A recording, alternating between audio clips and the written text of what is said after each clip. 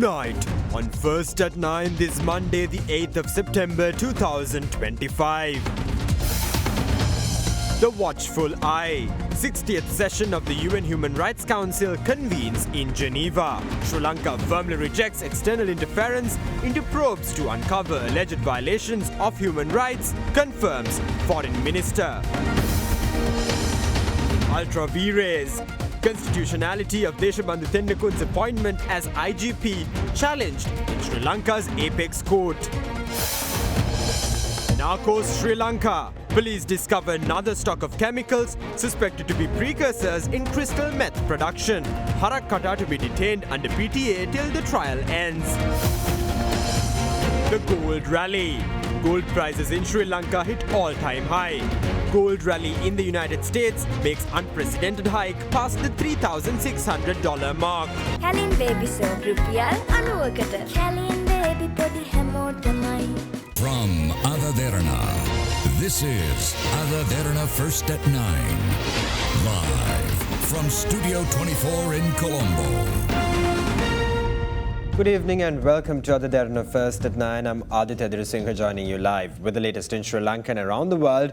Brought to you by the only Sri Lankan media network to rise to the pinnacle across all media platforms, recognized as the best by every survey and beloved by the people.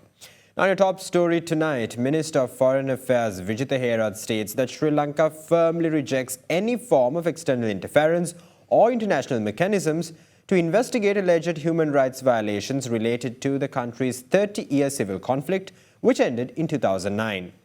He made these remarks while responding to the report on Sri Lanka presented by United Nations High Commissioner for Human Rights, Volker Turk, at the 60th session of the UN Human Rights Council in Geneva today. Meanwhile, UN High Commissioner Volker Turk urges the Sri Lankan government to translate its pledges into action, calling for tangible progress in delivering justice, restoring the rule of law, and eliminating discrimination and divisive politics. The 60th session of the United Nations Human Rights Council began in Geneva, Switzerland today at around 1:30 p.m. Indian Standard Time. Sri Lanka was represented at the session by Minister of Foreign Affairs Vijitha Herath. Sri Lanka today has an historic opportunity to heal from the cycles of violence and impunity that have dominated for decades. The government has a clear mandate from across the nation for transformative reform, accountability, truth and justice. During my recent visit, the country's leadership pledged a fresh direction on long-standing issues. First and foremost, my report calls for decisive action by the government on justice and accountability, which are essential to fostering a future of healing, reconciliation and sustainable peace. During my visit, I witnessed the continued suffering of victims of human rights violations and abuses. Independent, transparent and credible investigations are critical to restoring trust. My report notes that conflict-related sexual violence remains deeply stigmatized and many survivors feel completely abandoned. The demands of victims and survivors must be addressed. Their voices must guide the government's policies on accountability, truth, justice and reparation. This calls for a formal acknowledgement of violations and abuses, including during the civil war. Victims and survivors need the state and its security forces to accept responsibility and recognize the lasting impact of violations and crimes committed by them, alongside those committed by non-state armed groups such as the LTTE. There must be a shared sense of the facts and a shared conviction that justice is being served. I welcome the President's statements in this regard and the increased space for memorialization by victims. Second, there is an urgent need for Sri Lanka to undertake deep constitutional, legal and institutional reforms. This is crucial to ensuring that the tragedies of the past can never be repeated. Despite the government's commitment to repeal the Prevention of Terrorism Act, arbitrary arrests and detentions under the law continue. I urge the government to impose an immediate moratorium on the use of this act. My report also calls for the amendment or repeal of other laws or proposed laws that restrict fundamental rights, civil and political rights. These include the Online Safety Act, the International Covenant on Civil and Political Rights Act, the draft NGO Bill, and the draft Personal Data Protection Act. 1 year ago, the people of Sri Lanka voted with one voice to bring about a transformation and usher in a new political culture. Our democratic traditions have been upheld through timely assembly elections held in free, fair and peaceful manner. A number of measures have been introduced to promote the economic and social well-being of the people, to strengthen reconciliation and ensure social justice. Our anti-corruption drive has been strengthened with new legislation enabling independent investigations and prosecutions leading to landmark convictions. The government is in the process of repealing the PTA and introducing new counter-terrorism legislation. Amendments are being formulated through consultations to the Online Safety Act. The government continues to strengthen the domestic reconciliation mechanisms by guaranteeing their independence and the necessary financial and human resources allocations. Respecting the right for truth and justice, the government has allocated required resources for excavations at the Chemmani grave site, which are being carried out under judicial supervision. Further consultations are underway with a view to establishing a Truth and Reconciliation Commission. The government is committed to advancing accountability through credible domestic processes. Therefore, the government is opposed to any external mechanism imposed on us, such as the Sri Lanka Accountability Project, which serves to create divisions and complicate the national reconciliation process underway in Sri Lanka. We seek your continued support to provide us the time and space that is required to make use of this historic opportunity to advance the rights and well-being of Sri Lankans through national processes. The conference is scheduled to take place from today until October 8th. Meanwhile, outside the United Nations Human Rights Council in Geneva, LTTE supporters staged a protest displaying banners against both the current and former Sri Lankan government. The protesters alleged that the Sri Lankan military committed war crimes. රුපියල් 8,900ක මාසික වාරිකයකට brand new TVS XL 100 යතුරුපැදියක් ගන්න. Now, the Supreme Court today scheduled the hearing of several petitions challenging the constitutionality of former President Ranil Wickremesinghe's appointment of Deshabandhu Tennakone as the Inspector General of Police for February 12th next year. Meanwhile, the Negombo High Court today ordered the release of former State Minister Nimal Lanka on 2 surety bonds of 200,000 rupees each. 9 petitions were submitted to the Supreme Court challenging the constitutionality of Deshabandhu Tennakone's appointment as Inspector General of Police. The appointment was made by former President Ranil Wickremesinghe during his time in office. The petitioners argue that the appointment was made without a formal recommendation from the Constitutional Council, rendering the decision unconstitutional. Among the petitioners were Archbishop Malcolm Cardinal Ranjith and the Young Journalists Association of Sri Lanka. They assert that the former President's actions infringed upon fundamental rights guaranteed by the Constitution. The petitioners further call for the appointment of Tennakone as IGP to be deemed legally invalid. The Supreme Court, presided over by a 3-judge bench comprising Chief Justice Preeti Padman Surasena, Justices Mahinda Samayawardana and Arjuna Obesekara, took the case up for hearing today. The court has scheduled the petitions for further hearing on the 12th of February next year. Meanwhile, the Negombo High Court today ordered the release of former State Minister Nimal Lanka, who had been held in remand custody over allegations related to a 2006 house robbery in Negombo. High Court Judge Kavindya Nanayakara granted bail after reviewing a motion filed by Lanka's defense counsel. Accordingly, Nimal Lanka was released on 2 surety bonds of 200,000 rupees each. As the police continue to unravel the web of crime spun by the notorious Kehelbaddara Padme, the authorities yesterday seized a stock of white substances weighing 100 kilograms from a house in Kandana. The chemicals seized in Kandana are also suspected to be precursors in the production of crystal methamphetamine, similar to the chemicals confiscated in Middeniya and Netholpitiya. Meanwhile, notorious underworld figure Harak Kata is expected to be detained under the Prevention of Terrorism Act until the trial instituted against him concludes.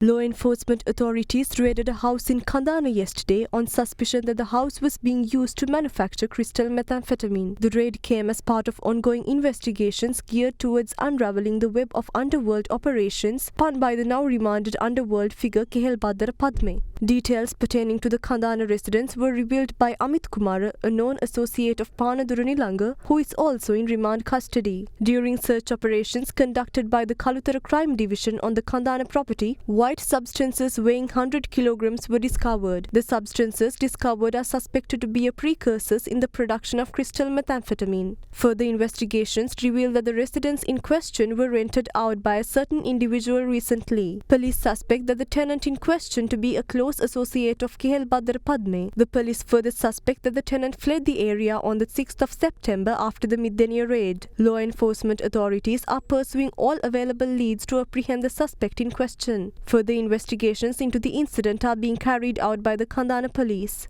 Meanwhile, the authorities continue to probe the 25,000 kilos of chemicals seized in Middenia and Netolpitiya recently. The stock of chemicals in question are also suspected to be precursors in the production of crystal methamphetamine. Former SLPP Pradeshiya Sabha member Piyal Manamperi, who was arrested under suspicion of being linked to the chemicals, is currently being interrogated by the police under detention orders. However, a family member of the arrestee filed a complaint with the Human Rights Commission of Sri Lanka, claiming that the suspect in remand custody at the moment is being tortured by the interrogators.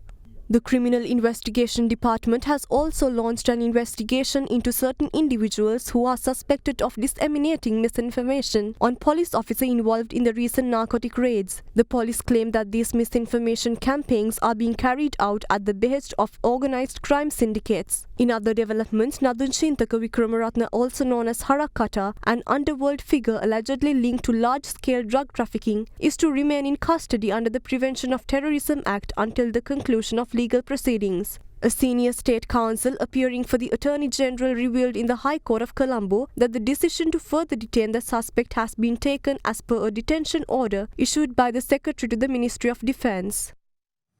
Now, opposition leader Sajith Premadasa called on the government to fully disclose the truth regarding the recently discovered chemicals allegedly linked to drug manufacturing. He emphasizes that the recovery of the containers carrying chemicals used in the production of narcotics marks a significant step forward in the country's ongoing anti-drug efforts. However, he insisted that the transparency into these matters is essential and that the public deserves to be informed about the details surrounding the incident. The recovery of 2 container loads chemicals used in the production of methamphetamine marks a certain degree of progress in efforts to curb the spread of narcotics. However, the real concern is how these containers were released. It has come to our attention that international intelligence agencies have shared intelligence pertaining to these containers with the authorities beforehand. We would like to further question when this information had been received and who initiated the investigations. When were these investigations carried out? Which agencies were involved in these inquiries? According to reports, the containers in question were released after inspections. Who authorized the release of these 2 containers? It is the duty of the government to reveal the truth to the general public. Were these among the 323 containers released by customs without any inspection? මෙම container නිදහස් කිරීම සිදු වුණේ අර 320 ගානක් නිදහස් වීමත් එක්ක. Bimal Ratnayaka ඇමතිතුමා එතුමාගේ ගම මිද්දෙනිය. MP Bimal Ratnayaka is a resident of Middenia. Customs officers revealed that the 323 containers released should never have been released in the first place. To date, no reports were submitted to the parliament concerning who owned those containers, where they were transported to, or what was carried inside these containers. However, the police immediately confirmed that the 2 containers carrying the chemical stocks required for the production of ice was not among the 323 containers released unlawfully. That implies that they are clearly aware of the 323 containers. However, that information has not been publicized yet. This raises a serious concern. සංගවාගෙන ඉන්නේ ඇයි කියන කාරණේ සම්බන්ධයෙන්ුත් ප්‍රශ්නයක් උද්ගත වෙලා තියෙනවා. මත්ද්‍රව්‍ය වලින් පුරවන්න මත්ද්‍රව්‍ය පතුරවන්න වැඩ කරපු The truth behind the country's drug network has now come to light. The bond between drug dealers and politicians is now out in the open. With those revelations coming to light, certain parties attempt to fabricate reasons to get rid of these claims. The Criminal Investigation Department, together with the National Dangerous Drugs Control Board, has launched an operation aimed at eradicating the use of narcotics. As the government, we completely endorse these efforts. All those involved in drug trafficking will be punished to the fullest extent of the law, regardless of their positions. The recently uncovered chemical haul indicates that such substances can be brought into the country with without any inspection. This is not something which started happening recently. These have been happening since the previous regimes under political patronage. During the past, those in power turned a blind eye against these illegal activities. However, this government came into power to put an end to such unlawful activities and to uncover the truth behind those networks. හොඳම phone එකක් ගන්න. ළඟම අපාන්ස් එකට යන්න. Now, leader of Sarvajana Balaya, MP Dilith Jayavira, states that the Sarvajana Balaya trade unions will never disrupt national development or the lives of citizens. He emphasizes that he does not support achieving trade union rights at the cost of other national interests. He made these remarks during the launch of the Sarvajana Balaya State Workers Trade Union held earlier today. Sarvajana Balaya established its estate workers trade union this morning at the party headquarters under the leadership of the party's leader MP Dilith Jayavira. During the event, Jayavira also presented appointment letters to trade union representatives from 10 districts including Ratnapura, Badulla, Nuwara, Matale, Ampara, Kilinochchi and Kandy. Unlike other trade unions, we are launching this initiative to set an example of how trade unions should be run in the future. We are not here to profit off taxpayers, and our leader does not seek any personal gain. Our aim is to educate the country and future generations on how trade unions should operate responsibly and ethically. As I've said before, we have no intention to keep doing things the old way. We don't intend to misappropriate union membership fees for personal gain. This is not a campaign geared towards hoarding crowds for May Day rallies. We are committed to fighting for workers' rights, union rights and the well-being of our members. The essence of this struggle is not political or personal gain. Rather, the essence of our struggle is to protect the lives and the livelihoods of our members. This is our country. Through our unions, we must not take actions that disrupt people's lives, hinder national development or damage the reputation of our nation. There is no point in bolstering labour rights by destroying everything else in the process. Now, the trade unions of the Ceylon Electricity Board, which launched a strike action at midnight on September 4th, have warned that they will initiate further union action if the government fails to give adequate consideration to the proposal submitted by the unions. The strike was launched in protest against the proposed restructuring of the CEB, which according to the unions would lead to significant inconvenience for employees. Meanwhile, the Ceylon Electricity Board has submitted a proposal to the Public Utilities Commission to revise the electricity tariffs. According to the Commission, the CEB has proposed a tariff revision for the 3-month period beginning in October. Now, the rare total lunar eclipse known as the Blood Moon was witnessed yesterday by Sri Lankans and skywatchers across the globe. The eclipse began at 8:58 p.m. local time and lasted until 2:25 a.m. The complete celestial phenomenon was witnessed at 11:42 p.m. Meanwhile, countries including India, Australia, New Zealand and several countries in Europe, Africa also had the opportunity to witness this rare spectacle. During a total lunar eclipse, the moon moves into the Earth's shadow and some of the sunlight passing through the Earth's atmosphere reaches the moon's surface, lighting it dimly and turning it into a crimson moon. The next opportunity to witness the spectacular celestial event will be in the year 2028.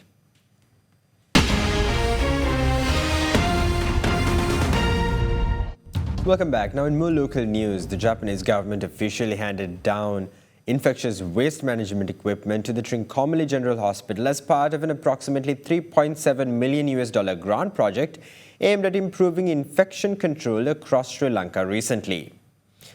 The ceremony was attended by Japanese Ambassador Akio Isomata, Health Minister Dr. Nalinda Jayatissa, along with other government representatives.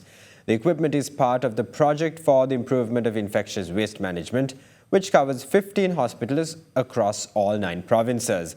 Ambassador Isomata highlights that the project will also enhance healthcare worker capacity through training in Kaizen, 5S and total quality management. He also announces that a catheterization laboratory will be established at the hospital within the next 2 years under a separate yen loan initiative, enhancing cardiac care in the eastern province.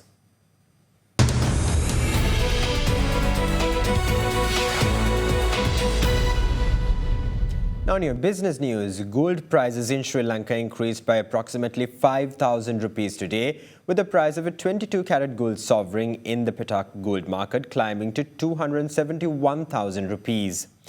As per market data, the price last Saturday stood at 266,400 rupees. Meanwhile, the price of a 24-carat gold sovereign, which was 288,000 rupees on Saturday, increased to 293,000 rupees.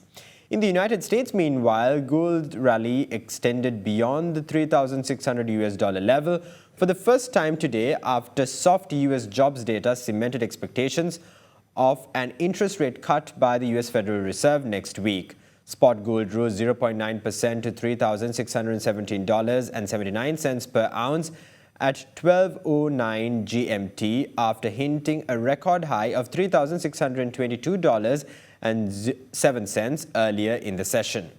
Bullion surged about 37% so far this year, building on a 27% gain in 2024, driven by a weaker dollar, strong central bank buying, a soft monetary policy backdrop, and geopolitical and economic uncertainty.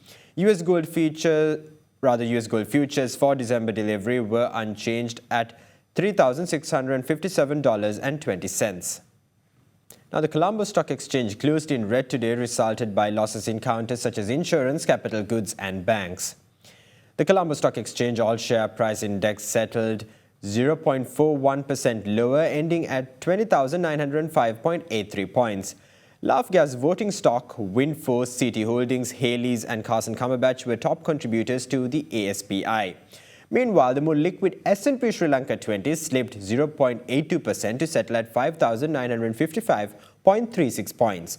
Market turnover crossed 6 billion rupees. Banking sector was the top contributor to turnover, while diversified financial sector was the second highest contributor. Foreign investors closed as net sellers, offloading stocks worth 214 million rupees. Research analyst at Capital Alliance, Musharraf Ibrahim, joins us now with a few thoughts to round off our Markets in View segment for the week.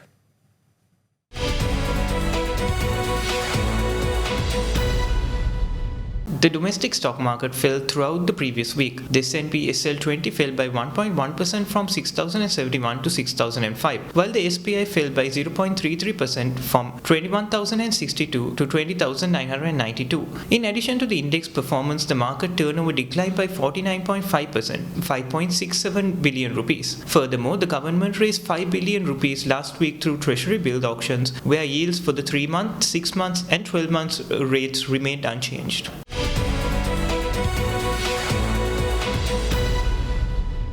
And now let's take a look at the day's foreign exchange rates.